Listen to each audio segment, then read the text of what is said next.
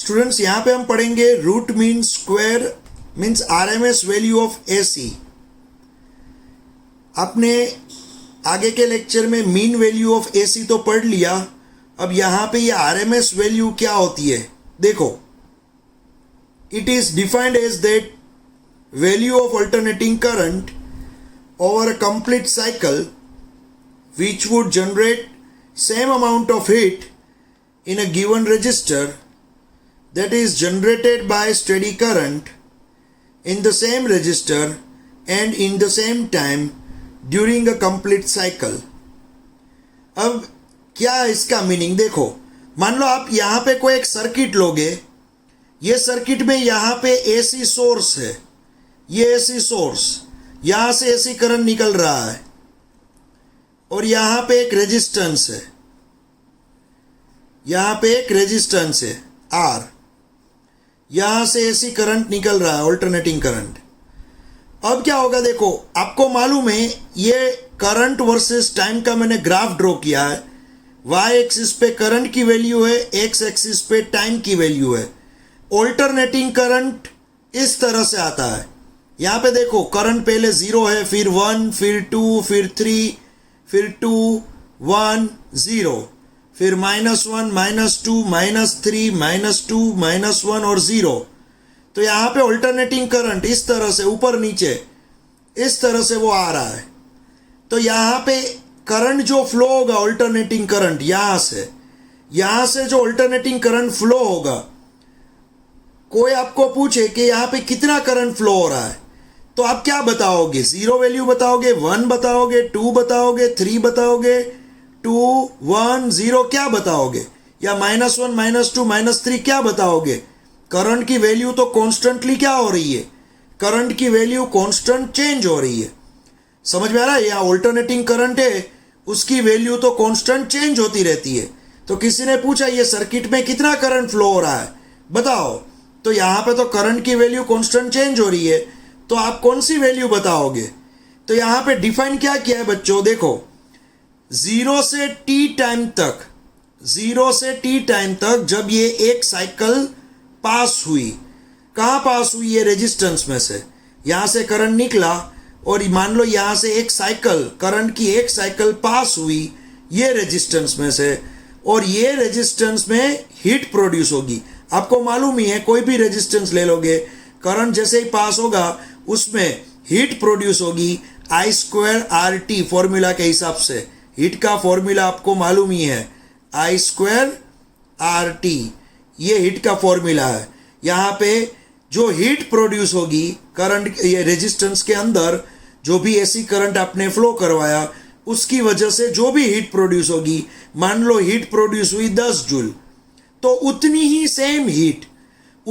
Same heat 0 से t time में ही, याद रखना टाइम भी क्या होना चाहिए, 0 से t टाइम ही होना चाहिए, और उतनी ही सेम हीट 10 जूल ही। अगर आप कोई डीसी करंट लेते हो, मान लो डीसी करंट जिसकी वैल्यू क्या होती है, फिक्स होती है 0 टाइम पे, 0 टाइम से लेके t टाइम तक वो करंट क्या होता है, कांस्टेंट पास होता है। तो सेम मान लो ये करंट है 2 एम्पियर, मान लो ये करंट कितना है 2 एम्पियर, और आपने क्या किया यहाँ बैटरी ज्वाइन कर दी, एसी सोर्स निकाल दिया, बैटरी ज्वाइन कर दी, और जैसे ही आपने बैटरी ज्वाइन की और ये कांस्टेंट करंट फ्लो हुआ 0 से t टाइम तक, और उतनी ही हीट मिली आपको 10 जूल, जितनी पहले मिली थी एसी करंट में उतनी ही हीट यहाँ पे मिली। समझ में आ रहा है? तो यहाँ पे जो करंट की वैल्यू होगी, यहाँ पे मैंने बताया ना ये कांस्टेंट करंट मान लो 2 एम्पियर पास हो रहा है, तो यहाँ पे जो करंट की वैल्यू मिलेगी वही आपकी ये पूरी साइकिल पे करंट की आरएमएस वैल्यू बोली जाएगी। क्या बोली जाएगी? करंट की root mean square RMS value, या तो इसको वर्चुअल वैल्यू या तो इफेक्टिव वैल्यू भी हम बोल सकते हैं। समझ में आ रहा है बच्चों?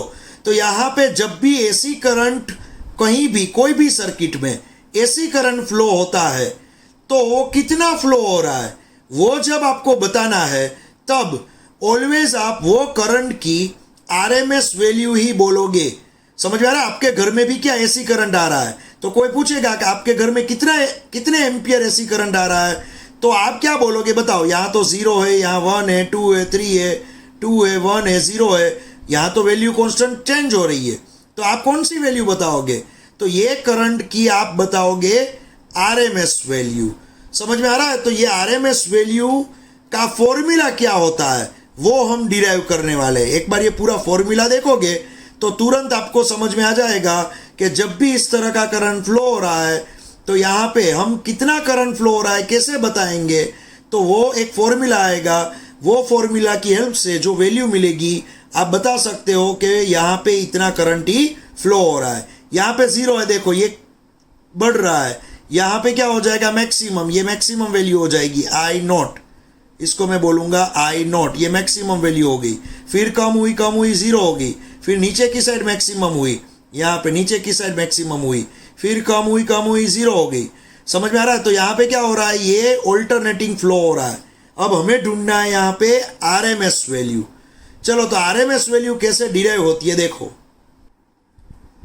यहाँ पे हम ऑब्टेन करेंगे आरएमएस वैल्यू एसी करंट की। एसी करंट का फॉर्मूला आपको मालूम ही है, I equals to I not sine omega t. हमें इसका आरएमएस चाहिए, रूट मीन स्क्वायर वैल्यू। यहाँ पे रूट का मीनिंग आपको पता है, मीन मीन्स एवरेज, उसका मीनिंग भी पता है और स्क्वायर का मीनिंग भी पता है। हमें I equals to I not sine omega t, ये एसी करंट का फॉर्मूला है, उसकी हमें आरएमएस वैल्यू चाहिए। तो अब हम क्या करेंगे देखो बच्चों, सबसे पहले हम स्क्वायर करेंगे। यहाँ पे स्क्वायर करेंगे तो ये होगा I square equals to, right hand side भी स्क्वायर होगा, I not square sine square omega t. इस तरह से ये होगा देखो। अब इसके बाद यहाँ पे ये आपको मिल गया I square equals to I not square sine square omega t. अब हम इसकी एवरेज लेंगे, मीन स्क्वायर हो गया, देखो यहाँ पे स्क्वायर हो गया। अब मीन्स एवरेज लेंगे, तो एवरेज का सिंबल ये होता है। मैंने दोनों साइड एवरेज वैल्यू ले ली है। अब देखो यहाँ पे क्या होगा बच्चों, आई नॉट, ये आई नॉट का मीनिंग क्या है, आई नॉट का मीनिंग है मैक्सिमम करंट। देखो ये पूरी साइकिल में यहाँ पे ऊपर जब पहुंचता है ग्राफ सबसे ऊपर, तो जो करंट मिलता है वो आई नॉट होता है, ऊपर जो मिलता है वो है आई नॉट। तो आई नॉट मीन्स मैक्सिमम करंट, तो वो तो कांस्टेंट होता है, मैक्सिमम कांस्टेंट होती है इसकी वैल्यू। तो ये आई नॉट हम बाहर निकाल देंगे क्योंकि इसकी वैल्यू तो ऑलरेडी कांस्टेंट होती है। अब हम एवरेज लेंगे साइन स्क्वायर ओमेगा टी, इसकी हम एवरेज लेंगे। अब यहां पे आपको यह भी मालूम होना चाहिए साइन स्क्वायर ओमेगा टी को हम कैसे लिख सकते हैं। साइन स्क्वायर ओमेगा टी का एक फॉर्मूला है 1 minus cos 2 omega t divide by 2। Sine square omega t का formula 1 minus cos 2 omega t divide by 2। तो इसको हम आगे इस तरह से भी यहां पे लिखेंगे, ये आई नॉट स्क्वायर, ये 2 जो है दोनों को सेपरेट में डिवाइड कर दूंगा, यहां पे 1/2 minus cos 2 omega T by 2। मैंने ये 2 को सेपरेटली डिवाइड कर दिया। देखो अब यहां पे एवरेज का सिंबल है, अंदर 2 स्टेप, एक 1/2 माइनस दूसरा step cos 2 omega T by 2, यहां पे 2 स्टेप है। देखो अब क्या होगा, ये आई नॉट स्क्वायर होगा, फिर हम यहां पे ये आई नॉट स्क्वायर को अंदर मल्टीप्लाई करेंगे दोनों के साथ। तो आई नॉट स्क्वायर को मैंने मल्टीप्लाई किया ये हाफ के साथ, माइनस आई नॉट स्क्वायर को मैंने मल्टीप्लाई किया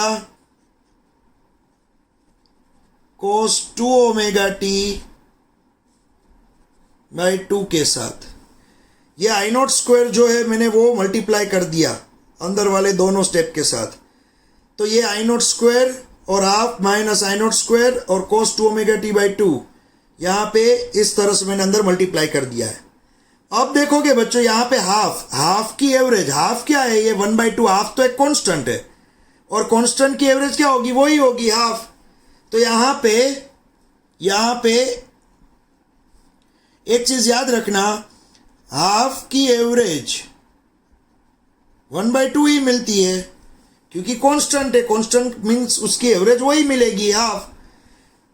लेकिन जब आप एवरेज लेने जाओगे इसकी, ये cos 2 ओमेगा टी बाई 2 की एवरेज, यहाँ पे आपको एवरेज लेनी है cos 2 ओमेगा टी बाई 2, इसकी एवरेज आपको लेनी है। तो यहाँ पे एवरेज जब आप लेने जाओगे तब आपको यहाँ पे एवरेज कौन से गैप में लेनी है, 0 से t के एक पूरी साइकिल में एवरेज लेनी है। आपको जो एवरेज लेनी है वो 0 से लेके t में पूरी साइकिल में एवरेज लेनी है इसकी, क्योंकि यहाँ जो t टाइम है, ये t टाइम 0 होगा और 0 से बढ़ के वो कब तक जाएगा, कैपिटल T तक। तो यहाँ पे जब cos 2 ओमेगा टी बाई 2 की एवरेज लेनी है आपको, तो आपका स्टेप ये होगा, यहाँ पे आई नॉट स्क्वायर और नीचे वाला ये जो 2 है वो बाहर निकाल देंगे हम, आई नॉट स्क्वायर बाई 2। फिर हम यहाँ पे इंटीग्रेशन करेंगे 0 से t तक का, और cos 2 ओमेगा टी dt, इसका इंटीग्रेशन होगा 0 से t तक का, 0 से t तक का इंटीग्रेशन हुआ। यहाँ पे तो अभी क्या हुआ है बच्चों, ये तो अभी इंटीग्रेशन हुआ है 0 से t तक का, लेकिन आपको एवरेज चाहिए तो आपको t से डिवाइड भी करना पड़ेगा। तो ये जो ब्रैकेट मिला आपको, वो मिला इसकी एवरेज 0 से t टाइम तक की, 0 से t टाइम तक की आपको एवरेज मिल गई। तो यहाँ पे cos 2 ओमेगा टी बाई 2, इसका ये ब्रैकेट का मुझे एवरेज चाहिए था। तो यहाँ पे मैं इसका सिंप्लीफिकेशन अगर करूँगा तो मुझे मिल जाएगी इसकी एवरेज। और यहाँ पे आपने देख लिया कि हाफ की एवरेज तो हाफ ही होती है, उसमें ये कांस्टेंट है तो उसमें कुछ चेंज नहीं होगा। अब देखो बच्चों, आपने सीखा ही है कि साइन फंक्शन हो या कोसाइन फंक्शन हो, मीन साइन हो या तो कोस हो, एक पूरी साइकिल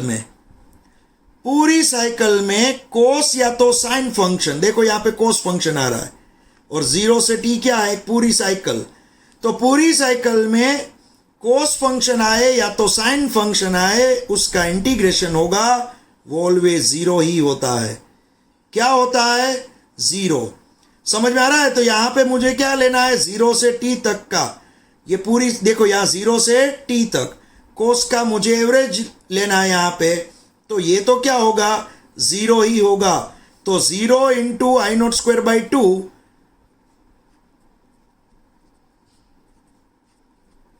तो ये हो जाएगा 0। तो आप देख सकते हो यहाँ पे एक स्टेप ये था, दूसरा स्टेप ये था। तो यहाँ पे क्या हुआ, दूसरा स्टेप जो 0 से t में आप एवरेज लेने जैसे ही जाओगे कोस की, तो ये इंटीग्रेशन की वैल्यू यहाँ पे क्या हो जाएगी, 0। समझ में आ रहा है। तो ये तो पूरा स्टेप यहाँ पे 0 हो गया। बचा क्या, ये फर्स्ट स्टेप। तो यहाँ पे आपने देखा आई स्क्वायर इक्वल्स टू क्या बचा, यहाँ पे आई नॉट स्क्वायर डिवाइड बाई 2, ये बचा है लास्ट में। तो ये क्या दिखा रहा है, देखो ये एक स्टेप बचा है, आई नॉट स्क्वायर और ये हाफ का एवरेज मीन्स हाफ ही होगा। तो यहाँ पे 1/2, नीचे 2 लिख दिया है देखो। तो यहाँ पे आप देखोगे ये एसी करंट आई का स्क्वायर हुआ है। फिर एवरेज मीन्स मीन निकला है। अब एक प्रोसेस बाकी है, वो कौन सी, रूट करने की प्रोसेस बाकी है। बस एक प्रोसेस बाकी है रूट करने की। तो चलो अब रूट भी हम कर देंगे। तो यहाँ पे अगर इसका रूट कर देंगे, हम इसका अंडर रूट कर देंगे, तो यहाँ पे देखोगे तो स्क्वायर हो रहा है, मीन निकल रहा है, रूट भी हो रहा है। तो लेफ्ट हैंड साइड हमने रूट किया तो राइट हैंड साइड भी रूट करना पड़ेगा। तो अब यहाँ पे आप देखोगे तो यहाँ पे प्रोसेस कौन सी हुई, एसी करंट में देखो, एसी करंट में कौन सी प्रोसेस हुई, स्क्वायर हुआ, मीन निकला, रूट हुआ, जिसको हम लिखेंगे आर एम एस, स्क्वायर हुआ, मीन निकला, रूट हुआ। ये करंट पे तीनों प्रोसेस हो चुकी है। देखो यहाँ पे स्क्वायर दिख रहा है, ये मीन हुआ और ये लास्ट में अंडर रूट किया, तो रूट मीन स्क्वायर तीनों इस पे प्रोसेस हो चुकी है। और आपको राइट हैंड साइड इक्वेशन मिलेगा आई नॉट, क्योंकि आई नॉट स्क्वायर का under root means I not, divide by root 2। क्या मिलेगा यहाँ पे? I R M S equals to I not by root 2। आप एक चीज याद रखना, ये जो साइकिल है उसमें आई नॉट क्या है बच्चों? आई नॉट है पीक पॉइंट की वैल्यू, मैक्सिमम करंट। यहाँ पे मैक्सिमम करंट मिलता है, आई नॉट मैक्सिमम करंट होता है, जिसको आप आई मैक्सिमम भी लिख सकते हैं। आई नॉट क्या होता है? ये पूरी साइकिल में मान लो यहाँ 0 है या 1 है या 2 है या 3 है, 3 क्या है? मान लो मैक्सिमम करंट, तो 3 जो होता है वो है मैक्सिमम करंट, उसको आई नॉट या तो आई मैक्सिमम लिख सकते हो, डिवाइड बाय रूट 2। तो मैक्सिमम करंट, ये जो पूरी साइकिल में जो मैक्सिमम ऊपर तक जाता है, मैक्सिमम करंट होता है, ये उसकी वैल्यू है, डिवाइड बाय रूट 2 है। तो यहाँ पे आप जब 1/√2 करते हो, जब आप 1/√2 करते हो, तब यहाँ पे इसका सिंप्लीफिकेशन मिलता है 0.707 आई मैक्सिमम। इसका मीनिंग होगा, यहाँ पे इसका मीनिंग होगा 70.7% ऑफ मैक्सिमम करंट, ये इसका मीनिंग होगा। कोई भी आपको पूछ ले कि IRMS क्या होता है, IRMS होता है 70.7% ऑफ मैक्सिमम करंट। यहां पे मान लो ये पूरी साइकिल है, ये पूरी साइकिल आपको जो दिख रही है, ये साइकिल में ये पीक पॉइंट यहां पे है, और पीक पॉइंट पे करंट है मान लो 3 एम्पियर। पीक पॉइंट पे सबसे ऊपर पीक पॉइंट पे करंट कितना है? 3 एम्पियर है। तो 3 एम्पियर आप यहाँ पे लिखोगे और 3 एम्पियर के आप 70.7% निकालोगे। समझ में आ रहा है? या तो आप 3 एम्पियर को मल्टीप्लाई कर दोगे 0.707 से, तो 3 एम्पियर को आपने 0.707 के साथ मल्टीप्लाई किया और जो आंसर मिला वो है ये एसी करंट की आरएमएस वैल्यू। समझ में आ रहा है? वो ये एसी करंट की आरएमएस वैल्यू है। और एक चीज बच्चों एक याद रखना, आप मान लो घर में, आपके घर में ये करंट आ रहा है, एसी करंट आ रहा है, आपने गैल्वेनोमीटर रास्ते में ज्वाइंट कर दिया, यहाँ पे जो गैल्वेनोमीटर, सॉरी यहाँ पे आपने ए मीटर ज्वाइंट कर दिया रास्ते में, यहाँ पे आपने ए मीटर ज्वाइंट कर दिया रास्ते में, जो क्या करता है? करंट का मेजरमेंट करता है। तो एक चीज याद रखना बच्चों, आप जहाँ पे एसी करंट आ रहा है रास्ते में आपने एसी एमीटर रखा है। कौन सा? AC ammeter. तो ये जो एसी एमीटर होगा वो कौन सा करंट मेजर करेगा? वो आरएमएस करंट ही मेजर करता है। याद रखना, वो कौन सा करंट का मेजरमेंट करता है? आरएमएस करंट का। तो आपको वो 3 एम्पियर, 2 एम्पियर, 1 एम्पियर या 0 एम्पियर नहीं दिखाएगा। ये जो एमीटर होगा वो मैक्सिमम करंट की 70.7% वैल्यू दिखाता है। समझ में आ रहा है? तो आपके घर में जो करंट आ रहा है, एसी करंट, वो कितना आ रहा है वो आपको अगर चाहिए तो जैसे ही आप एसी एमीटर रखोगे तो वो आपको मैक्सिमम करंट की 0.707 टाइम्स दिखाएगा। 0.707 इंटू मैक्सिमम करंट, जो भी वैल्यू मिलेगी वो आपको एसी एमीटर दिखाता है। तो आपको जब भी क्वेश्चन में एसी करंट इतना है, एसी करंट मान लो आपको दे देंगे, वो एसी करंट मान लो 2 एम्पियर है, ऐसा बोल दिया तो वो IRMS दिया है। एक चीज याद रखना, सम्स के अंदर जहां भी बोला है कि एसी करंट 2 एम्पियर है, तो एसी करंट का मीनिंग IRMS की वैल्यू 2 एम्पियर है। समझ में आ रहा है? अगर स्पेशली उसको दिखाना होगा कि एसी करंट में मैक्सिमम वैल्यू है तो वो अलग से बोलेंगे कि एसी करंट में मैक्सिमम वैल्यू 4 एम्पियर है, मान लो, अलग से देंगे तो वो आई मैक्स होगी। वरना तो आपको ऐसा बोल दिया कि एसी करंट इतना है तो वो IRMS ही इनडायरेक्टली दिया हुआ है। ये चीज आप याद रखना।